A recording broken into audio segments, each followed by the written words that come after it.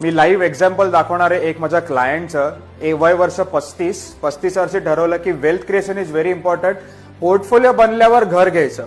31 डिसेंबर 2016 त्याने इन्व्हेस्टमेंट करायला सुरुवात केली, तेव्हा त्याचा 10 लाखाचा पोर्टफोलिओ होता. 2020 तुम्ही बघू शकता तो साधारण 74 लॅक्स झाला. 74 लॅक्स झाल्यावर पण आम्ही पैसे रिडीम नाही केले.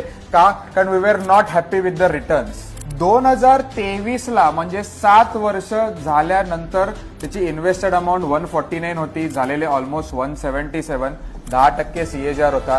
या पॉइंटला त्याला असं वाटलेलं की आता थोडं रिअल इस्टेटमध्ये घेणं इम्पॉर्टंट आहे. पण मी त्याला म्हटलं just power of compounding cycle सुरू झाली आहे, आपण अजून 1.5 वर्ष बघूया. 12 ऑगस्ट 2024 त्याची इन्व्हेस्टेड अमाऊंट 191 आहे, झाले 336. CAGR is around 25.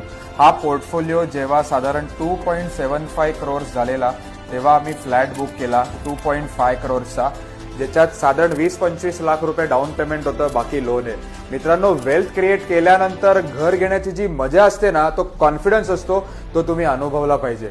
हे सगळं शक्य आहे कारण त्याच्याकडे राईट ॲडवायझर होता. तुमच्याकडे पण राईट ॲडवायझर नाहीये, त्या मोबाईल नंबरला नक्की कॉन्टॅक्ट करा, आम्ही तुम्हाला एंड टू एंड सोल्युशन देऊ. Thank you very much.